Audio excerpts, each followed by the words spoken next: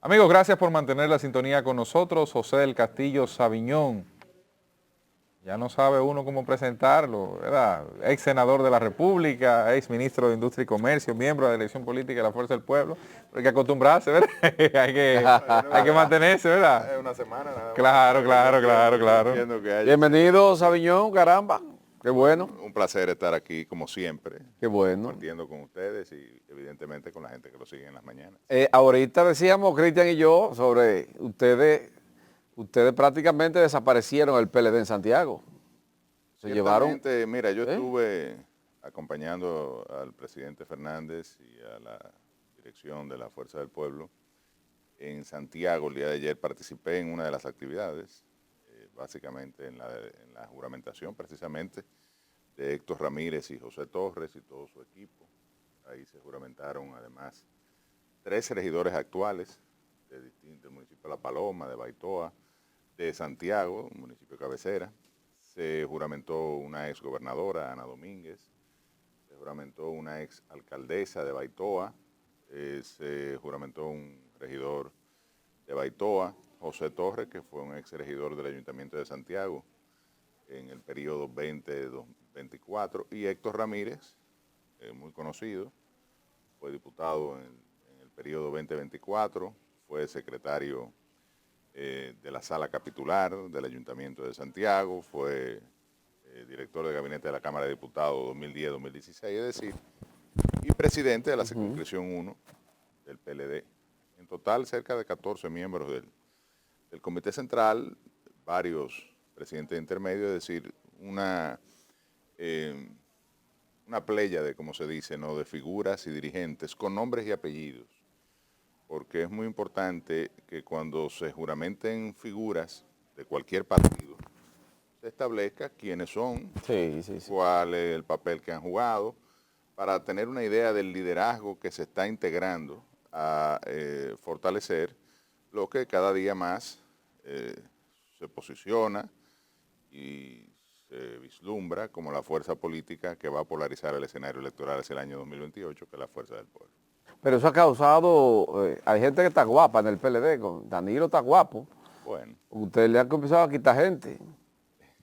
Bueno, pero cada cual hace su labor. Yo creo que el PLD está haciendo la labor que le corresponde. Es lógico que se moleste si eso sucede, pero eso es una decisión individual. Yo puedo hablar de eso porque recientemente me juramentó en la Fuerza del Pueblo. Eso es una decisión individual de cada uno. En mi caso salí en agosto del año pasado del Partido de la Liberación Dominicana y me tomé un tiempo prudente para, reflexionar sobre qué pasos dar en el futuro político, y me integré a la Fuerza del Pueblo. Así lo están haciendo muchas personas, dirigentes no solo del PLD, sino de otras organizaciones, incluso del partido de gobierno, del PRM. Es decir, hay un proceso, como te digo, de fortalecimiento de la organización política que ha recibido de parte de los dirigentes y figuras que hacemos política, han sentido el deseo de integrarse a esta organización porque ven que es la que garantiza, Sabiñón, las posibilidades electorales hacia el 2028. Nadie va a un partido que no tenga vocación de poder. Y en la Fuerza del Pueblo lo que está ocurriendo es que se está perfilando como la organización a vencer en el año 2028. ¿Esto no lesiona un posible acuerdo remoto que ustedes puedan tener en el año 2028? Mira, el momento ahora, evidentemente nadie gana solo en este país. El momento ahora de fortalecimiento de las organizaciones. Cada organización está jugando su papel. En el caso de los partidos políticos, yo he dicho que cada día juegan un papel que son importantes como estructura organizativa, como plataforma de apoyo. Sin embargo, las elecciones se polarizan entre figuras.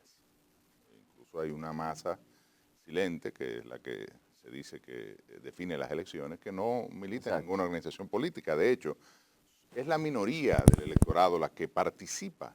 Una cosa que está en un padrón, pero la que participa en la vida de los partidos políticos. Y dicho sea de paso, la República Dominicana creo que tiene más de 30 organizaciones registradas. Es decir, a pesar de que hay muchos partidos, es una minoría muy pequeña la que hace actividad militante en los partidos políticos. Y lo que sí ocurre es que Las figuras polarizan el escenario electoral regularmente dos, o sea, siempre dos, casi siempre. Y en el escenario electoral lo que se ve es que Leonel Fernández ya ha definido uno de esos polos, que es el polo opositor, como la figura política que las encuestas establecen, lidera la oposición. Y si hay un segundo perfil, está también en la Fuerza del Pueblo, resulta ser, mi querido Gilbert, Sí, y es Omar Fernández. Es decir, claro. cuando tú ves las encuestas, ¿quiénes lideran en la oposición las posibilidades electorales hacia el año 2028, las preferencias del electorado? Bueno, Leonel y Omar. Leonel, yo he dicho mucho que está en un momento muy positivo para su figura, para su liderazgo y para sus posibilidades electorales. Lástima que eso se deriva de la incapacidad del gobierno de desarrollar una gestión, digamos, como la prometió, e incluso porque ha generado una gestión que ha provocado un retroceso en muchos elementos de la vida diaria, sobre todo en la actividad económica.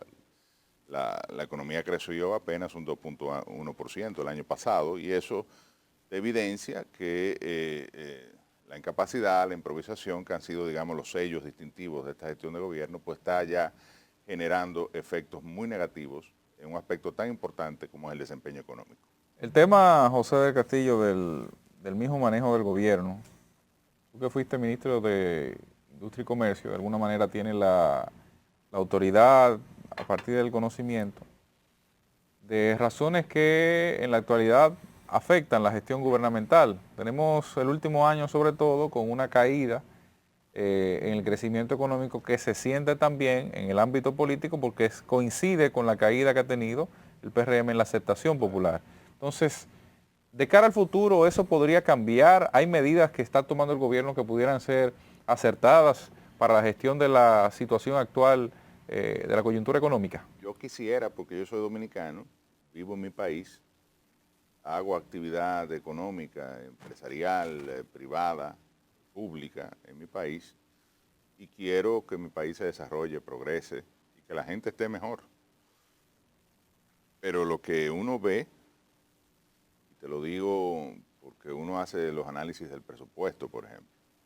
El presupuesto es el instrumento de desarrollo más importante que tiene el gobierno para impulsar la actividad económica, hace un sentido u otro.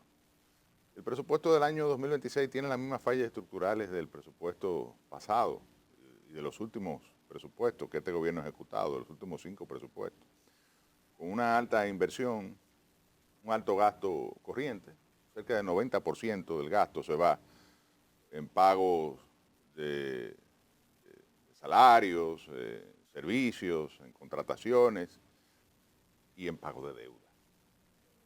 Y solamente el 10%, alrededor en promedio, es el que se dedica a inversión pública.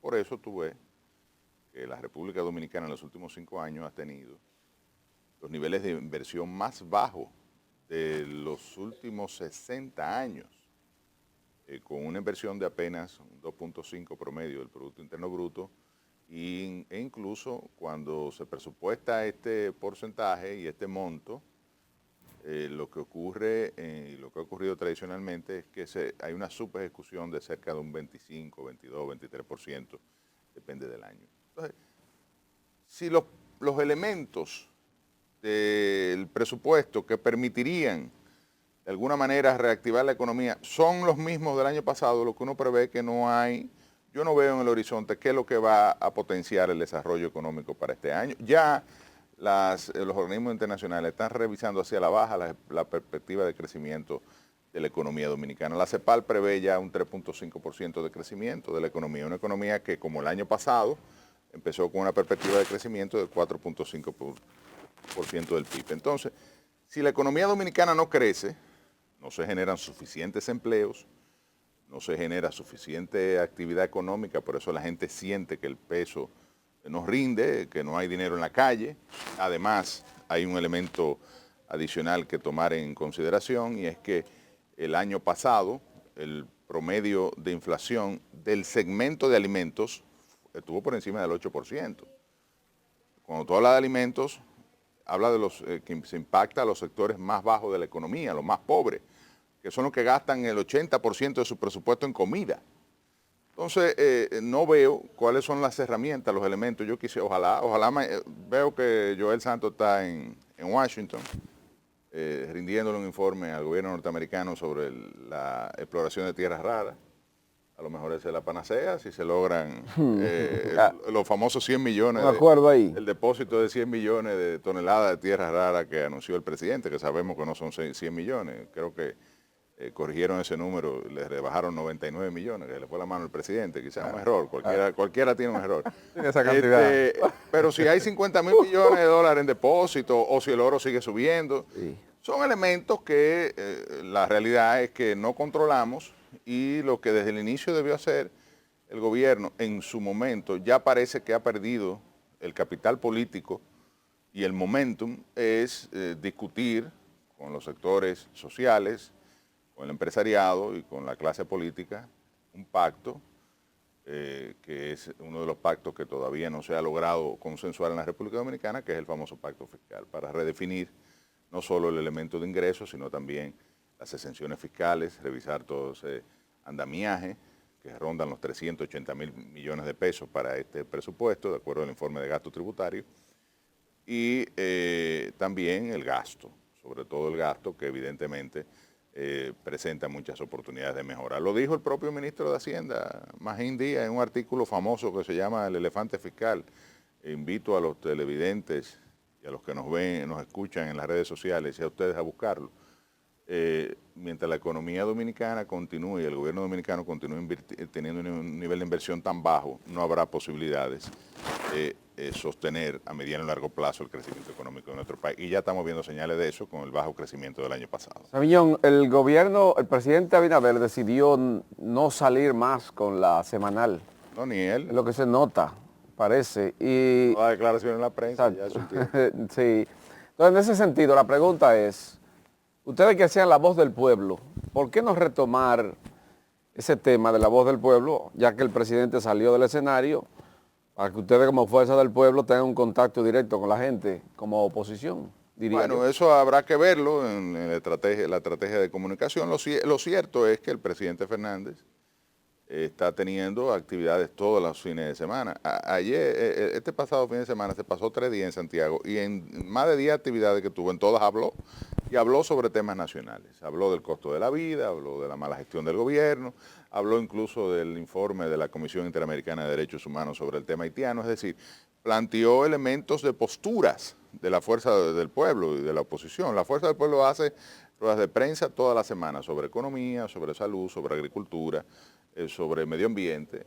Vemos que las distintas secretarías operan. Igual lo hace el PLD, creo que todos los lunes el PLD tiene una rueda de prensa. Es decir, la oposición está en un momentum y evidentemente que eso tiene que ver con la mala gestión gubernamental. Ahora, de los partidos de oposición, de las fuerzas políticas que confluyen en la oposición, de los liderazgos que hay en la oposición, ¿cuál es la opción que hoy en día la gente valora de mejor, con posibilidades de lograr un triunfo electoral hacia el año 2028? Bueno, ahí están las encuestas.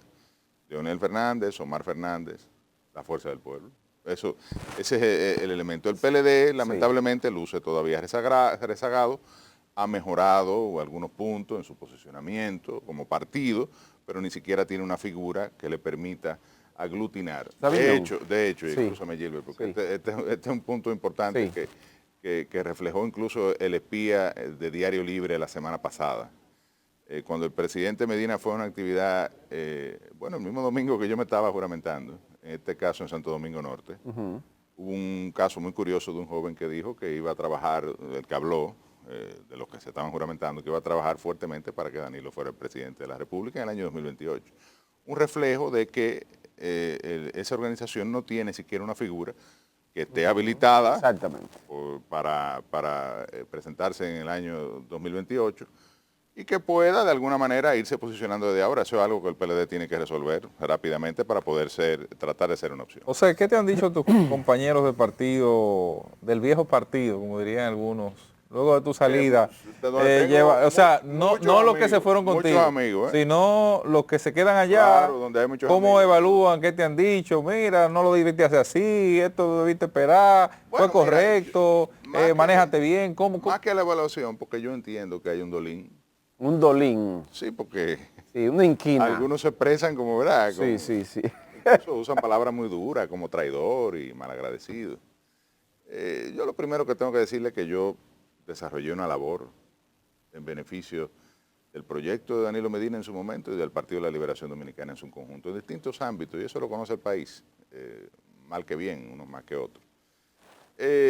Y eso me permitió crecer políticamente en esa organización hasta llegar a miembro del comité político. Y también, en alguna medida, fue la razón por la cual ocupé posiciones públicas importantes en las gestiones de Danilo Medina. Eso por un lado.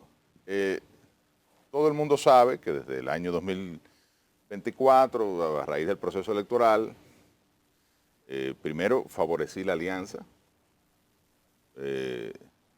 porque entiendo que es una cuestión de lógica elemental que dos puedan más que uno, independientemente de los elementos de conflicto personal que pueda haber entre los liderazgos más importantes de ambas organizaciones. Eso es algo que en la mayoría de los casos no ha permeado a la militancia. Y yo era candidato a senador. Es decir, es lógico pensar que yo me sintiera más cómodo en un escenario donde dos fuerzas políticas de la oposición me postulaban como candidato. Pero eso, tú sabes que generó, había sectores muy importantes, entre ellos Danilo, ¿verdad?, que no estaban de acuerdo con la alianza. Incluso el comité político, si se quiere, le impuso a la cúpula de la organización esta alianza. Y desde ahí empezaron los problemas, los desencuentros. Y eso llevó a que yo saliera en agosto del año pasado. El PLD quiso votarme. Porque se interpretó correctamente tu renuncia al comité político. O sea, eso se interpretó después como una yo renuncié renuncia al comité político, pero Sí. después participé del Congreso. Y finalmente, en un momento, el Congreso... En el Congreso quedaste fuera, luego impugnaste al Tribunal Superior Electoral. Claro, ¿No agradó esa impugnación?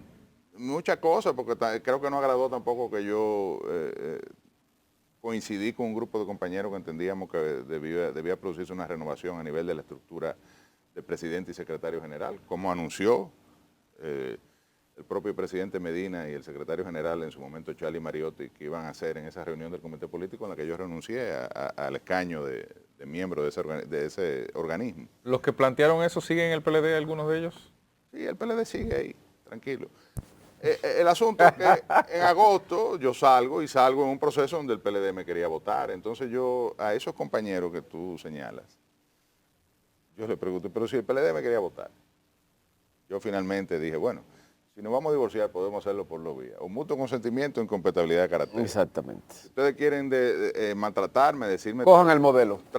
Traidor y votarme por alta traición y qué sé yo, como se vota la gente, yo no me voy a dejar votar tranquilo porque... Yo no voy a permitir que revisado no mata soldados. Que ustedes me arrastren, ¿verdad?, claro, por el suelo, claro, cuando yo he desarrollado una militancia, digamos, en el marco de la prudencia y todo lo que hemos planteado lo hemos hecho internamente. O sea, yo en eso soy muy respetuoso. Le agradezco a mi partido, le agradezco a Danilo, el que me haya dado la oportunidad. De verdad que guardo muy buenos recuerdos, una experiencia extraordinaria y le agradezco parte de mi crecimiento político y posicionamiento, no hay dudas. Y tengo muchos amigos allí.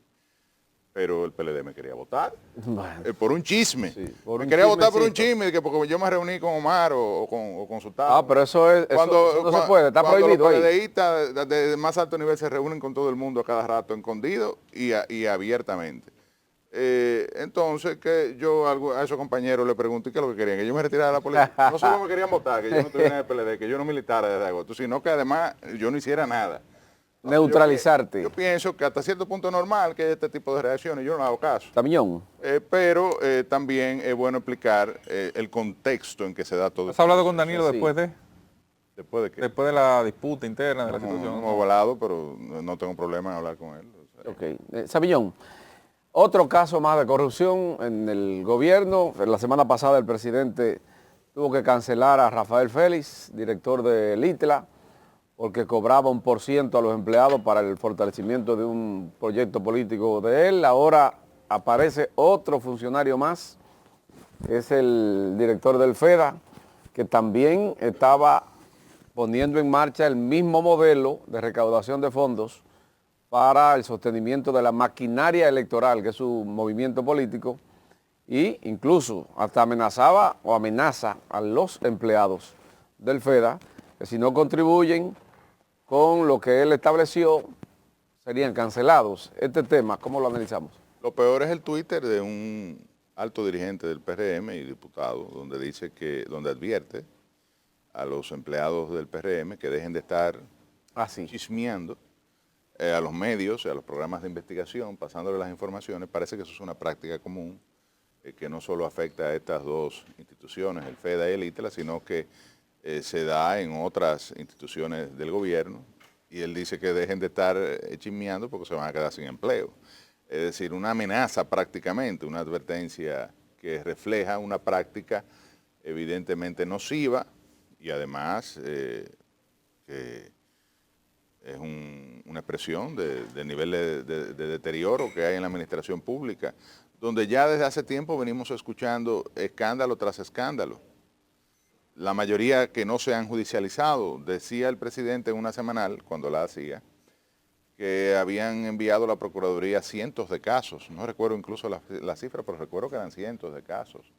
Y hablaban de cientos de miles de millones de pesos que se habían detectado entre irregularidades, práctica corrupta y demás, y que estaban en manos de la Procuraduría General de la República. Pero lo peor es ver cómo este gobierno, que vive diciendo que rompe todos los récords históricos, es precisamente, por un lado promueve la independencia del Ministerio Público, el fin de la impunidad y demás, y es precisamente el gobierno que registra el escándalo de corrupción que, según el Ministerio Público, no yo, ni la Fuerza del Pueblo, ni otro partido de oposición, según el Ministerio Público, es el caso de corrupción más grande. Debe ser cancelado en la este funcionario. historia de la República Dominicana, que es Director el del caso FEDA. Senasa. Debe ser cancelado.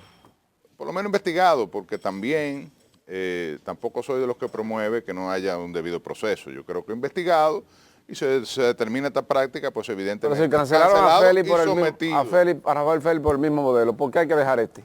Eso no se pregunta, ¿verdad? Habría que preguntarle al presidente. Y a Porfirio Peralta también. Exactamente, y Porfirio Peralta, que vendía números. Parece que hay funcionarios que merecen una cancelación sumaria y expresa, y otro que hay que tomarse más tiempo. Bueno, José, gracias por habernos acompañado. Gracias, Castillo. Siempre la José del Castillo Saviñón, miembro de la Dirección Política de la Fuerza del Pueblo, además de ex senador de la República y ex ministro de Industria y Comercio.